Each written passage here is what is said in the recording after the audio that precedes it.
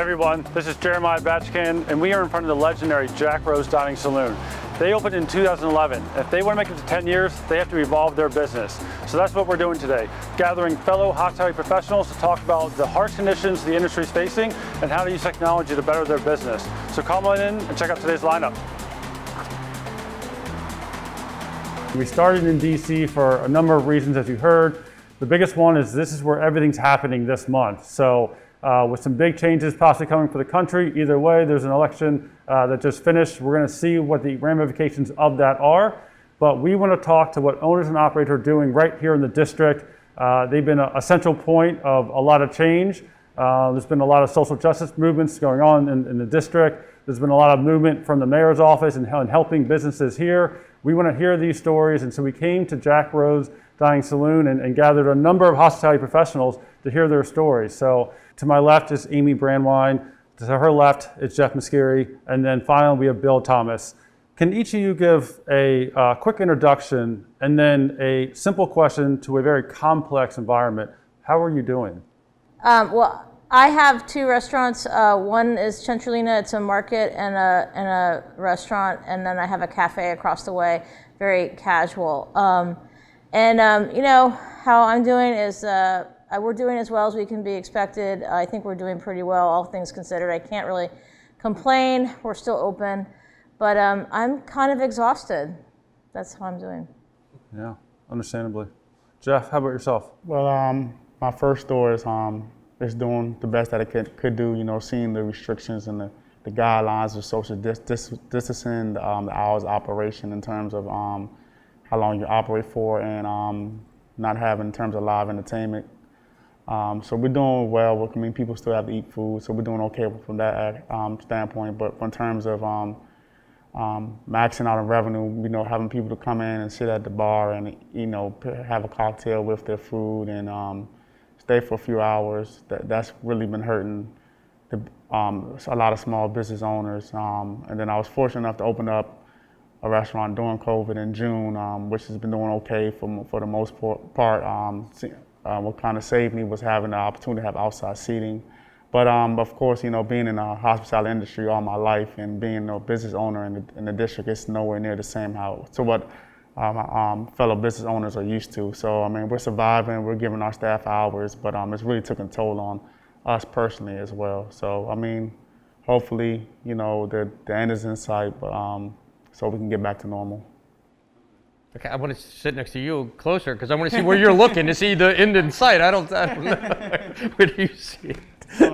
I like the optimism, but that's a shit. Hold on. What do you got? You got contacts? Because I don't see Jack. Yeah, Bill, what do you see? Or trying to see? Trying to stay optimistic like everyone else. Obviously, I think that, yeah, 1 to 2 years we should be out of this. How do we survive that? Day to day. It's a day-to-day process. Mental highs and lows every day. Just trying to keep as many people employed as possible and you know, try and figure out how to set a new business model based on about 20% of your typical gross revenues, which is extremely difficult considering you can't really adjust your fixed costs and your leases and your equipment. There's not a lot of buy-in from a lot of the other parts of the industry, aren't being exactly forgiving. You know, we've had a lot of difficulties with obviously trying to negotiate financial situations with banks or even, you know, the federal or city governments in terms of deferments or sales tax forgiveness, stuff like that. So it's tough. A lot of highs, a lot of lows. So. And we're looking at mid-November now, so about 8 months since really mid-March is when truly everything shut down. What were some of the successful strategies that you had to pivot to? I think we've all had to adapt to this. So what has been working so far, and you know, what have you kind of been a little bit proud of saying, hey, we tried this new you know, initiative to drive revenue and keep people employed. What's worked? And Amy, I'll start with you again. Yeah, I mean, the thing that really helped us out in the beginning when they completely shut down dining is that we've always had a market. So this is my bright light. this whole thing. But when we were, the previous winter, we had been under construction and renovation, and my market had been closed, and I had decided I wanted to put everything online for the first time because I was worried about losing my customers during those time periods. And I thought, like, wow, if somebody in Cleveland Park wants my pasta, then like maybe we can figure out. I had gotten Caviar to agree to deliver my groceries. So like I was very excited about trying to do something new and innovative during that time period. And then I had started it's a lot of like legwork. And so I think we want to talk about a little bit about what we've had to do from a data standpoint to get all this data in the computer and all these things. But when COVID hit, my market had been already teed up to do delivery. I'd already gotten an agreement. They'd never done this before. They said, okay, we're going to do it. And so all that work that we had done turned out it was very fortuitous. So then we were able to execute and sell. So that was a great thing. And then, I have to say, like, we've been doing the third-party delivery. That's gone okay. Very difficult, very time-consuming. And, other than that, we were lucky to have a big patio, to be honest. Like, some of this is just logistical. My team, I've been able to keep my management team, and we've been able to do things because of that. And that's really the success story that we've had so far. I haven't done everything that I'm supposed to be doing. Like, I don't do Zoom calls I don't do Zoom platform parties and all these things that people are doing. I have not done that. I feel like I need to be doing that, but otherwise, it's been okay, Well, Bill, I'll let you jump in there because you guys have a Zoom call actually coming up this week. We do. The funny thing is that's completely for charity. We actually will make $0 for the Zoom call. Just trying to take a look at our entire business model, you just can't throw everything out, even with COVID. There's still a commitment to the community, a commitment to greater issues at large. Like, we started this thing called a Flight Forward, which is what's going on the 29th, which is given to causes around Black Lives Matter. So this particular single barrel with Uncle Nearest that we're doing the Zoom with the CEO from Uncle Nearest Fund Week is all charity. So that's independent. That's just a little extra work, but it fits with our core philosophy. So we're not going to just abandon everything just because we're, in a sense, drowning. But we have done Zoom. It's not my favorite thing to do. I don't think I like being in person. I like having that interaction with the guest. But we've done that. We've made the kind of adjustments that the city has allowed, which is really just kind of opportunities that the mayor put forth just after COVID began. Within weeks, we pivoted very quickly into to-go sales, and not so much delivery. In fact, not delivery at all at the beginning. We didn't even start thinking about delivery until, even though we had just signed up with Caviar before COVID hit. We had taken just lucky, but we didn't implement it because we were so focused on in-person sales with whiskey, and that was dominating our entire business model. We just shifted completely to selling either cocktails to go, whiskey drams to go, or whiskey bottles to go. And that kept us extremely busy for those first few months of COVID because all restaurants and bars were shut down. What we've had to kind of go through during COVID is we keep changing our business model depending upon how far into COVID you are and depending upon where the regulations stand at that time. So for instance, at the beginning when all restaurants and bars were closed and not allowed to have any indoor or outdoor at that point, we pivoted, to-go sales, and that kept us busy. Then as the restaurants started to open, some of our to-go sales fell off. We were focused on outside dining only. That kind of was our main core focus. Then people started to feel, and simply because the city did such a great job in terms of educating people to wear masks. DC it's a small town.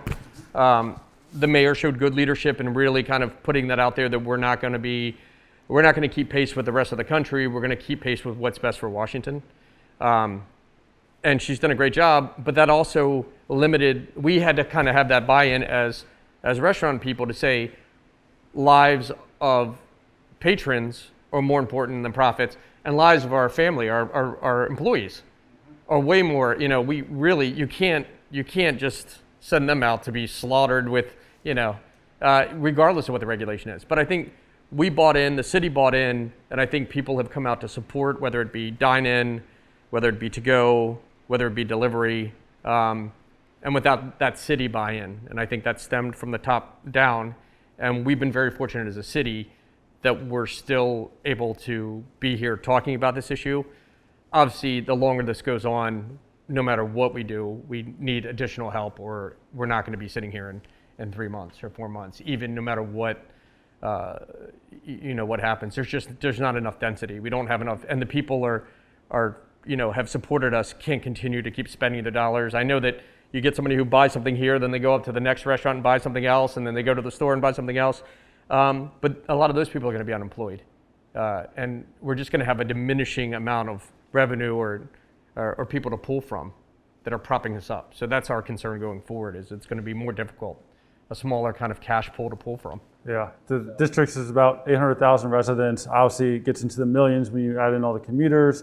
Problem is a lot, I heard 10%, 15% is the estimate right now of the people actually coming to the city for work. That sounds about right. Yeah. Jeff, how are you beating the odds? I mean, so many people have shut down, but you've actually opened the place during all this. So what are you focused on, and what did you kind of rally your team around to make sure that you guys were winning? Well, I think the best thing I learned from this is to how to adjust, like you said, to technology.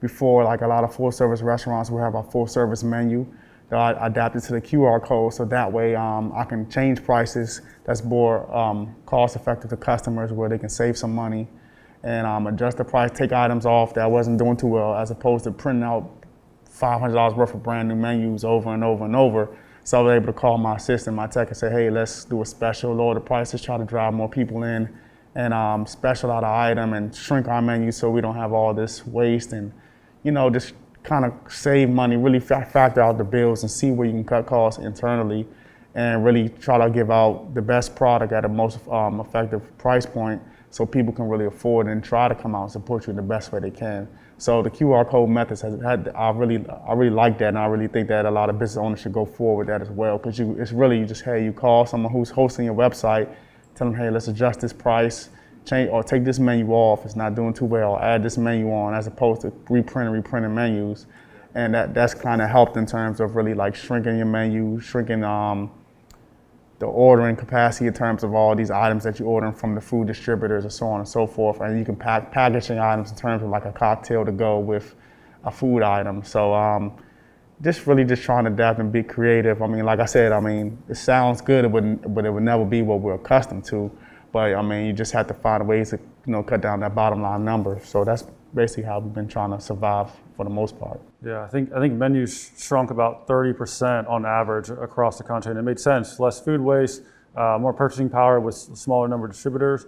But on the flip side, Bill, it's this background that we're sitting in Jack Rose at one point had 2,700 bottles here in this bar. At one point, there was down to 40 bottles, even less, on the shelves. Correct.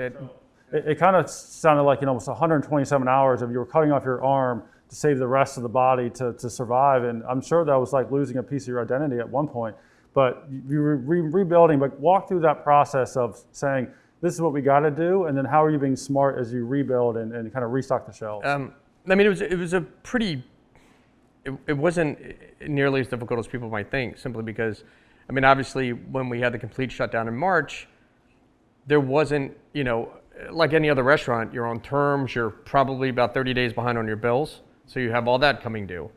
Then of course you didn't immediately we had no idea what we were going to face going forward. So, obviously no one was fired immediately. Like it's not like, okay, March 16th or whatever the date was, everyone's fired, healthcare is cut. No, those bills continued on because, you're waiting to see what's going to happen.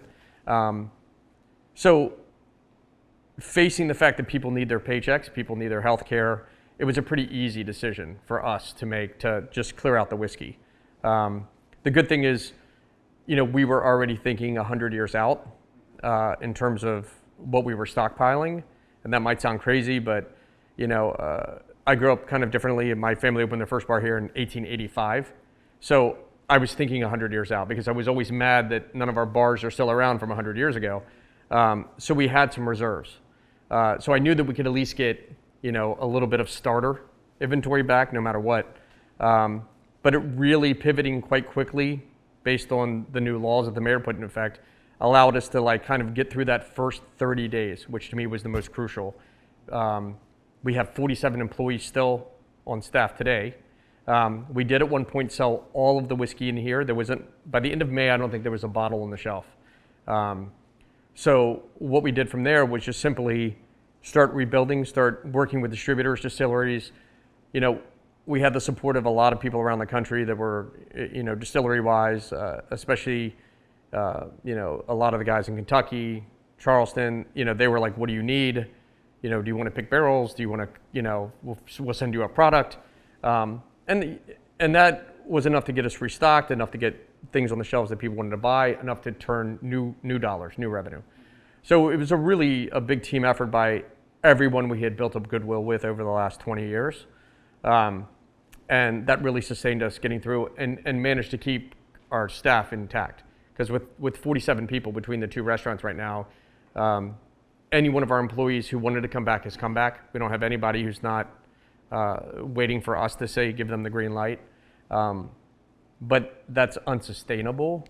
You know, we're going to try and last as long as we can, but it's been very tough as this has dragged on. So, Amy, it reminds me of a conversation that we had of, you know, able to keep 47 staff here. Your staff you've been able to retain, but you also walk through the process of how hard it is to keep them motivated and also constantly learning new things because you're pivoting, which means they need to pivot too with you. So, you know, what are some of the lessons learned on keeping them encouraged and saying, hey, we're doing caviar this week, we're trying Resi or Talk or whatever the digital initiative is. Almost all of it. Yeah. You know, the market, like the example, the first part of it is the market project that I had undertaken in November, December, before this year hit, and that they were very. They said, you know, what are you talking about? Like we're in the middle of the holiday season, you're talking about putting things in a, you know, what do you call it, the black box or something? And I was like, I don't know. I just feel like this is very important. So like it was a little bit like of a stretch to get them to like understand that we need to do this, even though it may not be a moneymaker. Like I need to go somewhere else with this. You know, I need to try to make sales in another way, you know, and I think it was really instructive because then when this whole thing hit and we were utilizing the technology, it was like, it was a success, you know, it was a success story. And it was like, it was nice to see something that you had as like sort of like a pie in the sky idea kind of come to light and work out. But beyond that, like, you know, we've had, the staff is great. They've been with me for almost since day one, almost everybody, you know. But that being said, you know, there's this exhaustion that I don't think people talk about. It's like innovation exhaustion, you know, and you have to do it. So it's like, you know, we closed the dining room. That happened. That was traumatic. All of our staff that was servicing customers, we didn't need them. We weren't doing our own delivery for the most part, so that was hard. And then we do caviar, and then we put the caviar online, and then the groceries are already online. And then we have 2 menus. We have we have a menu for this. We have a menu for that. We have then we do Talk, you know, and then we decide. Gosh, what else did we do? Piccolina, my other restaurant, was doing all kinds of different things like, you know, changing hours of operation, changing format, doing the QR code, like all these different things. And you know, we did a tasting menu earlier this summer for a few months, which we're going to bring back next month. But you know, it's a lot, and especially getting ready for the cold weather. It's a lot, and I think it's all about communication, and what I've done to keep encouraging them is just say, you know, I share most of the financial information with them and try to explain to them, like, we're going to be here next year. Or, yeah, I guess it's next year. It's been a year now. We're going to be here next year, but the only way we can be here next year is if we keep doing this stuff. And, you know, when COVID hit in March, I had there's a lot of anxiety everywhere, but there's a lot of anxiety with my staff too. Like, you know, there was a lot of places that were kind of like coming forth with the argument, restaurants and hospitality groups, like that it's not a good idea to stay open during this time period of COVID. And, I was just thinking like until the Restaurant Association, till James Beard Foundation, till the government tells me to shut down in a certain way, I'm going to stay open because I don't have any evidence to tell me to do anything else. And I have to keep my doors open. I think every restaurant owner understands the minute you forcibly close your doors is a problematic situation. So it was very hard to go forward and say, this is what we need to do and here's why we need to do it.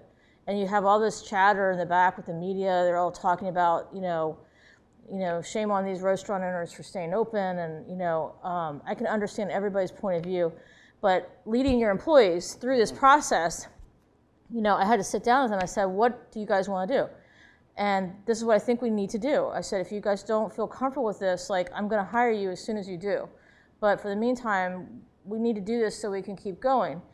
And, it's hard to lead a group through, customer crisis, health crisis, financial crisis, and then innovation. But now they understand that what we did was to our benefit. And so, to your point, I think it's communicating why we're doing things and that we have to do them, and that I have everybody's best interest at heart because I want Centralina and Piccolina to be standing when this whole thing comes to a conclusion, But the stress that you put on your staff to have to do all these innovative things, it does wear them out a little bit, because they also have to deal with customers. Mm-hmm. So, and customers right now, my experience is, at this point, they're not as forgiving as they were before. which seems unbelievable, but. And Jeff, how about yourself? How are you keeping staff engaged? And, like I said, you're growing. I know you hired more staff. Unfortunately, I did have to close down one of my stores from COVID. We just got hit hard. It was off of U Street, and it just wasn't the same, and everyone around that area was just getting hammered. So, fortunately, I was able to retain my staff and take them to the other stores. So we just communicating with them, letting them know, hey, you're not in this alone. We're fighting to bring in more people. Letting them be involved more with any ideas they can come in and help out. Let them know that the severity of what's going on. We still have to follow the rules, but there is other ways to be smart and creative to bring in some revenue. So just making them feel involved and letting them know that, hey, hopefully the stuff will be past us soon and we'll just get back to normal. But for the most part, everyone's been working. Like you said, the first month was very scary for everyone. So a lot of people were just I'm not coming to work. So I had that for a while. Some people did show up to work. So then people started coming back. So we went from just doing to-go orders to adjusting, as the rules broke, to 25% occupancy and then 50, and so then people gradually started coming back to work. So they know that we was was there for them. We let them know it wasn't no hidden secret that we had PPP. We gave some people some raises and let them help out with the benefit of the program that was available. We gave them 4 hours full schedule. So they really appreciate that. So we just kept them in the loop. Yeah. And Bill, you kind of talked about being that mental cheerleader, and I'm sure that has a big part of keeping 47 of your staff, and even when you don't feel it, make sure you put that brave face forward. The whole industry as a whole, and this was the biggest problem or devastation from COVID ultimately would be, for so long now we've been fighting to obviously make this a true occupation, that you could do for your entire life, that you would have, some sort of benefit, you would have health insurance. It would be seen as a profession, a true profession again, like it was, say, in the 1920s. And we've kind of had a setback because so many people now are saying, okay, what is the stability within the industry for me to say I want to be in this industry for another 20 or 30 years? It's a major setback, and we need to pivot very quickly when this is over to try and create some stability. So first of all, looking forward, how are we creating a business model now that has all of the bells and whistles that we can pivot very quickly to make sure that people have other roles within the company to move into in case this downturn again? Obviously, larger cash deposits on hand. So when this happens again, obviously, insurance rules need to be rewritten to anticipate these things. And there's got to be some sort of federal funds as well that have to be kind of earmarked. As far as the cheerleading goes, we decided very quickly, obviously, that we would try to retain as much of the staff. We pivoted very quickly, had them go into roles as basically salespeople, retail salespeople. We started doing 2 bags of groceries a week, every Wednesday, all the staff. And back then, there were 60 some people that were showing up for 2 bags of grocery a day. So we kept in constant contact with the staff. That kind of mental thing, checking in with them. Is everybody doing okay? Cash flow, how's everything going? So that was one way that we kind of were able to keep that kind of team mentality together at that period where we weren't open inside and out, just prior to the PPP money coming in. The PPP money definitely helped in terms of, as an employment agency, did absolutely zero for any small business owners. I mean, at the end of the day right now, you're kind of mentally figuring out, how do I keep people employed? How do I keep the restaurant lights open? And that is the main goal of all of us. At the end of the day, we as restaurant owners aren't making any money. We're going into additional debt regardless of what's happening, because the restaurants themselves, small business, haven't gotten anything. So right now, you're really focused on people. That's the only thing, keeping them uplifted, keeping the jobs, because if we close, if all the people sitting on this panel close, then the people that deliver the food, the small, distributor, Path Valley, the people in Pennsylvania, all these people, it's just going to trickle down, And I've kind of taken on that kind of thing, that it's going to stop here. We're going to be the ones that pay our bills, that keep people employed, that pay our vendors, that try and help. And I think the more restaurants that just dig in and say, what's an acceptable loss? Because that's what it is. What is an acceptable loss? What can I get by on? What credit cards can I use? What can I sell personally, whatever? That's where we are as a small business organization. We've really just taken to heart that it's more important to keep the lights on and people employed than it is for our personal well-being, our personal happiness, our personal wealth. All of that's gone out the window. And anybody who's open right now has taken that same sort of mindset, that they're focused on the people and they're focused on the city. And we've all said, support the people within your neighborhood, because if you want your neighborhood to still have that sort of look when this is over, you've got to support them now or it's out. So it's kind of like putting it out there, thanking everyone who comes in and spends money, whether it's $10 or whether it's $500. I say thank you to everyone. Just whatever they do to pitch in, because those $10 add up. You get 50 people a day, $500. It's a lot. I mean, right now we're really, every time I sell one of those bottles, I'm like, that's potentially even a $15 profit. That's minimum wage. At least somebody I can pay something. So really, just mentally, they seem to be, the staff seems to be more resilient. When they see us trying to keep the place open, that alone kind of lifts their spirits. They know what we're going through. They're not blind. They are here to support us, and they've done everything we've asked. I can't think of anyone who has not been anything less than a stellar employee during these times. They understand what we're going through. They've worked with us, whatever we need. I mean, I just can't say, if you run your business as well, and if you run it we've kind of, in hospitality, when I say we want to be that profession that you can spend, but at the same time, it really is a family. It's that one kind of job where, when someone decides to quit and move on or has you feel a little sad. When you lose somebody from your team, you're like, what could I have done better? Could I have kept them? Did I create more opportunity?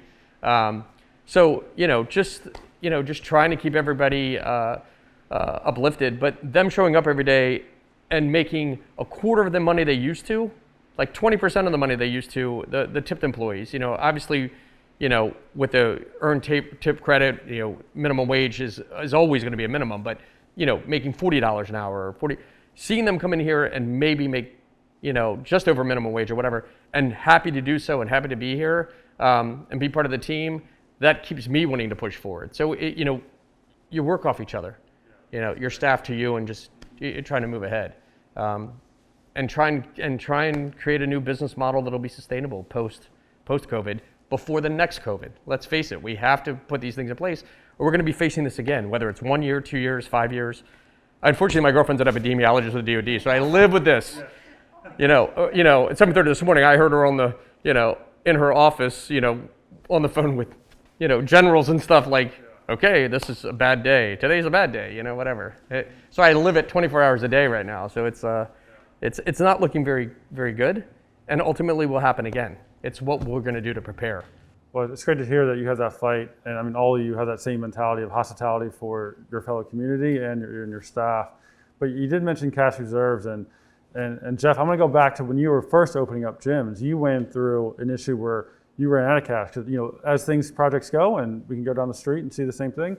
You know, it takes a lot longer to open than you might hope and expect. There's a lot more repairs and costs. So you ran short of cash then, and then your second place, similar things. What were the lessons learned from that? And did that actually help you heading into COVID of knowing, I got to have a reserve, I got to have this mentality of cash flow, and what was your thought process of, I've been here before to a degree, and I can get through it again? Well, mainly just the resources, and I'm trying to be as hands-on as possible to really save money, but not cut corners. Excuse me.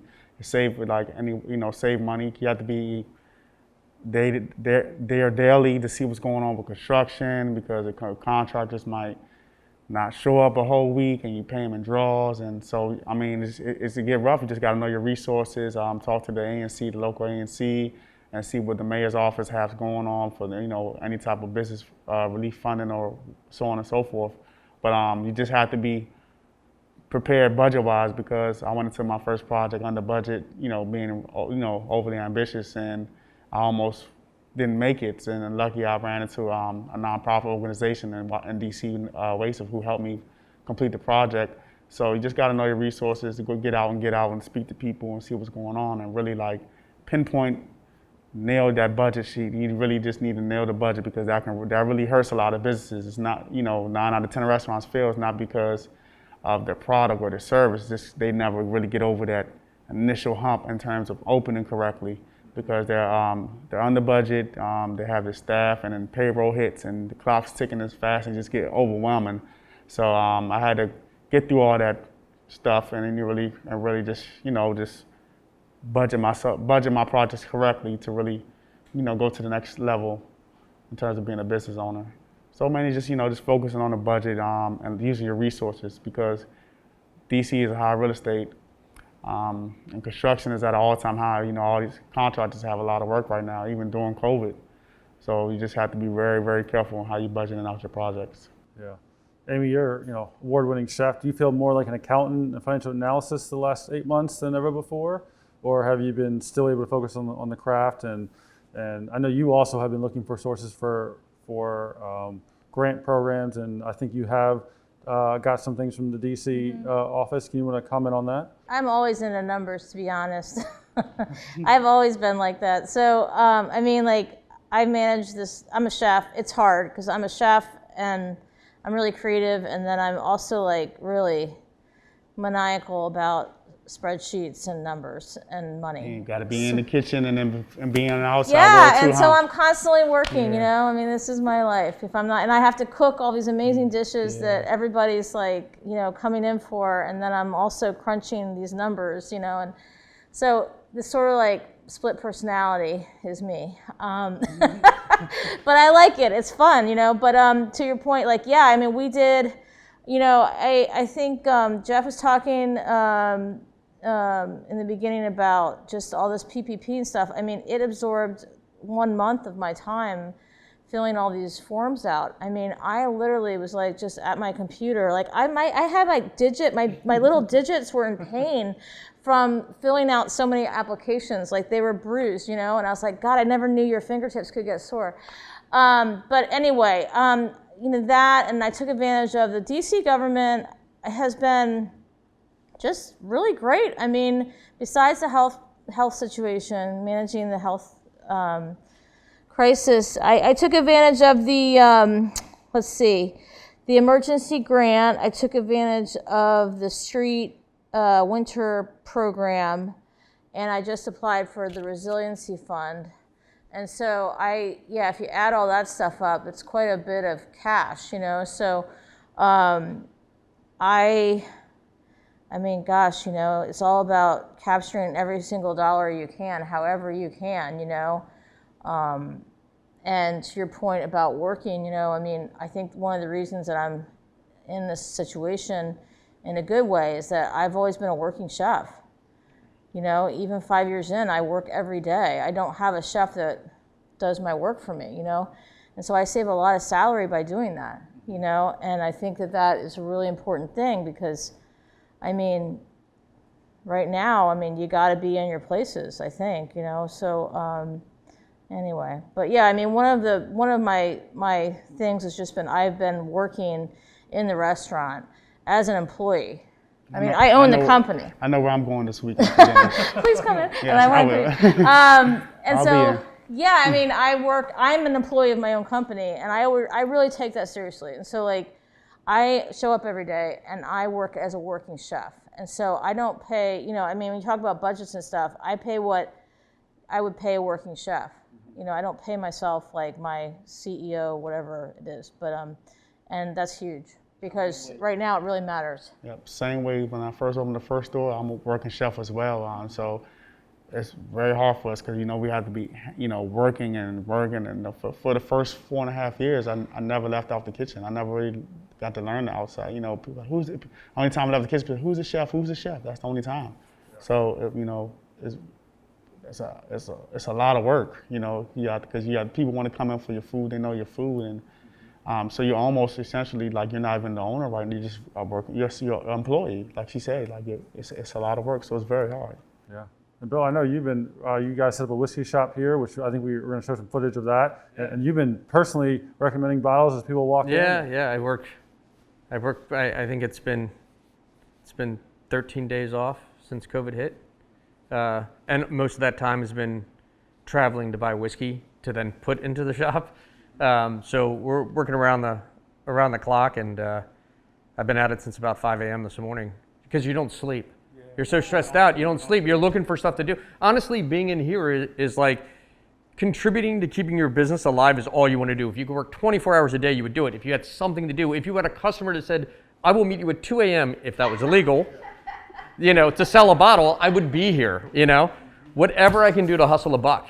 It's, you know, you're just hustling. You're constantly figuring out how can I cut costs, how can I sell a new product, you know, what can I do to make that extra 50 cents? I mean, you're literally doing this for just like, what can I do to keep the lights on every day? How do I keep them? It is literally never about what I'm going to put in my pocket. Nothing. That is out the window. It is simply one focus. How do I make it till tomorrow? Not to mention you have landlords too, right? Yeah, unfortunately, I'm my own landlord. So you're lucky, yeah. Yeah. You know, some that's like a double-edged sword. Some landlords, I have, you know, still send me the invoice every month, same amount. Some landlords be like, okay, hey, we can work with you.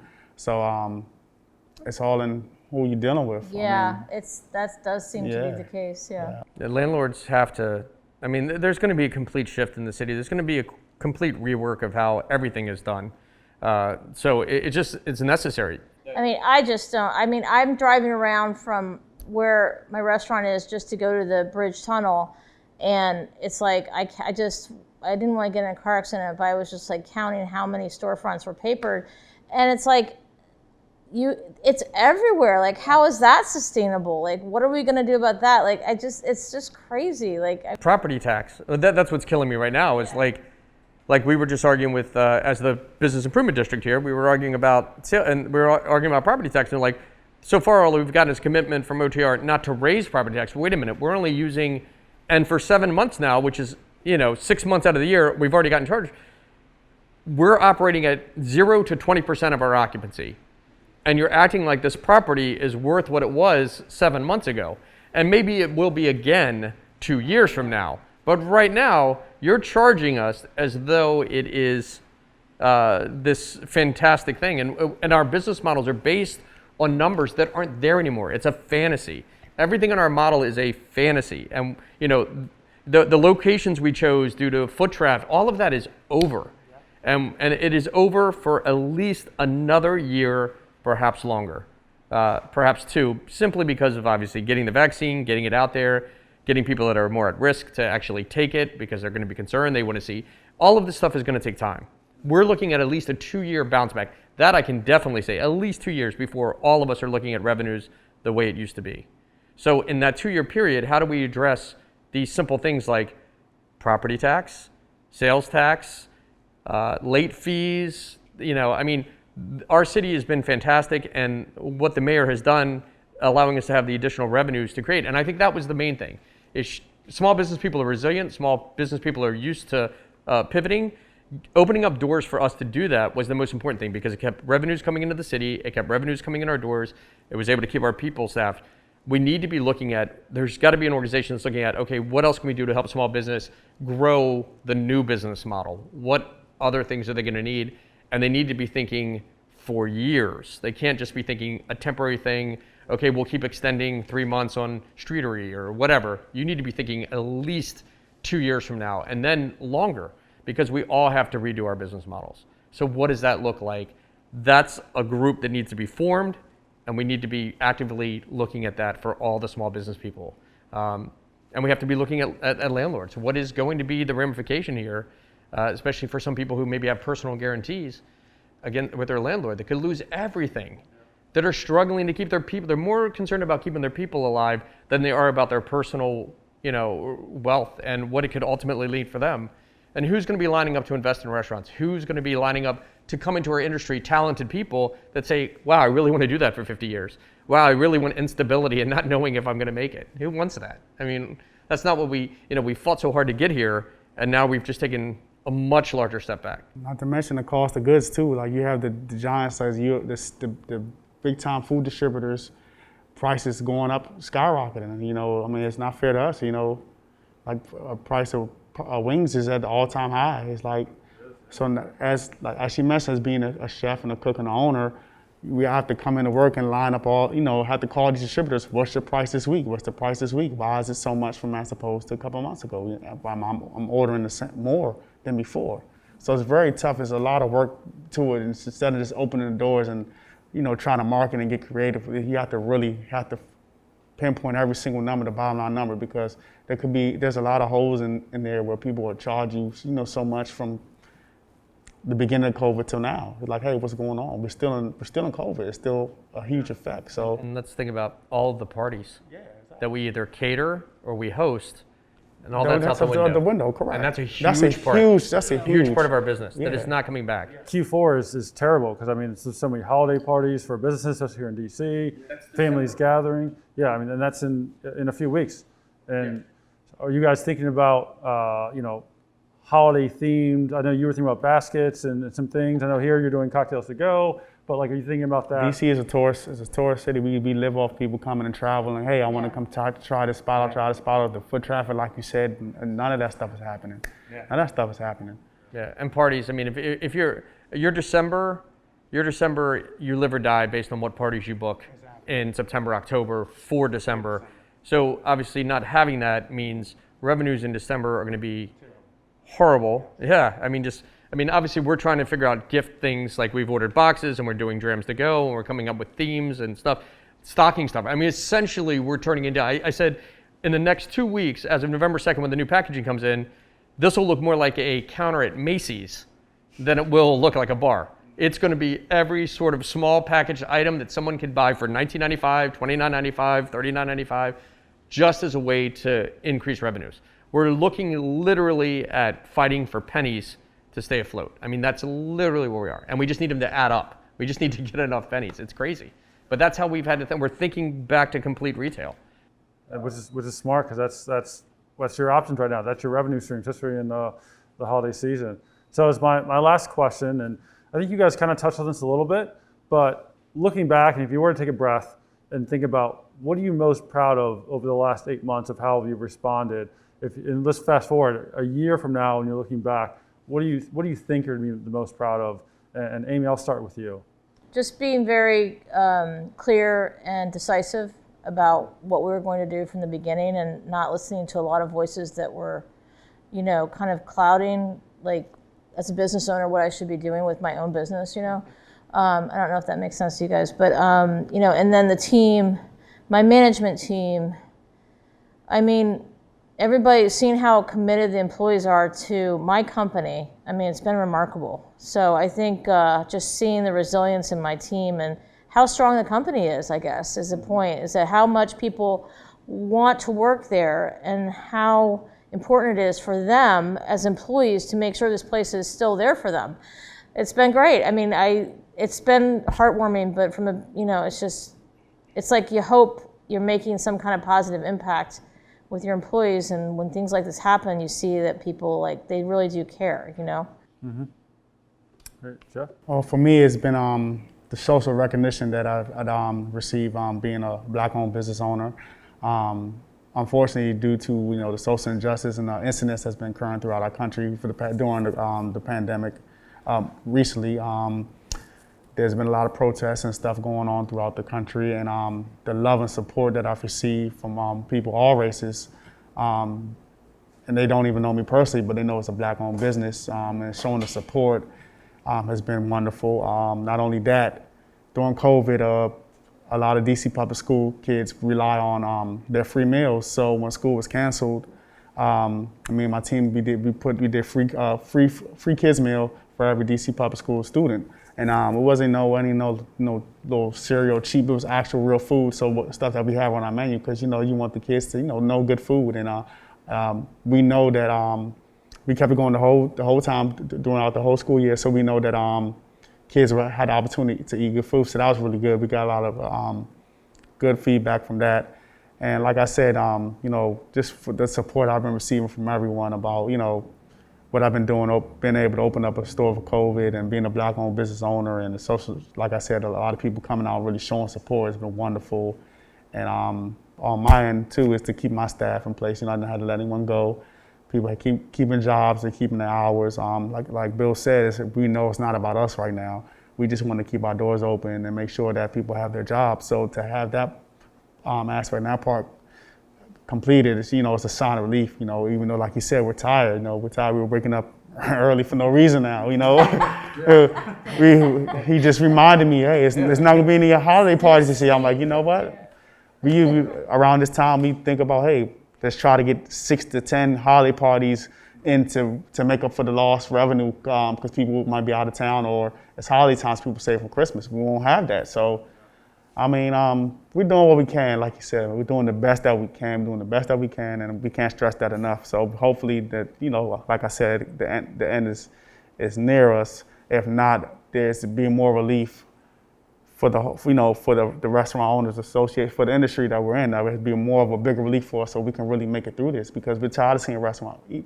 We're not competing with our neighborhood restaurants anymore. We're tired of seeing them close down. The more businesses that close down, it just look bad all across the board. So we just want us to, small business is what makes America. We don't want the people to not have that dream of owning their own business. My kids are proud of what I'm doing. I've been inspired by people ahead of me. I love people in the industry. I love my colleagues. I know where I'm coming out to grab my whiskey. I know where I'm going to eat dinner. So it's all support. Yeah. It's a very depressing time for us, but we of course we're going to always support each other. But like I said, so yeah, it's not about us right now. We know that the mayor's doing a very good job in terms of keeping the numbers down. DC is one of the biggest cities, in terms of economics. So that's pretty much it.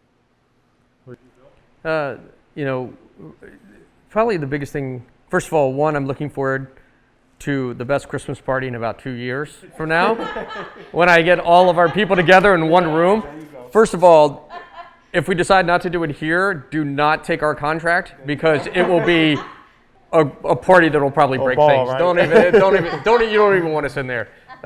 25 days of Christmas, the whole December. Huh? Shit, man. I can't imagine that party. That party when we're all able to be in the same room at the same time, because that last day of COVID, when they said, okay, you can no longer open, and I went to the new restaurant that we had opened up 70 days before COVID hit, and I was there with like 3 or 4 employees, and my girlfriend were eating, and then as employees got off, we had to close by 10. They were coming off eating for free and drink, and seeing us kind of sitting around the restaurant for that last time, not knowing what to expect in the future.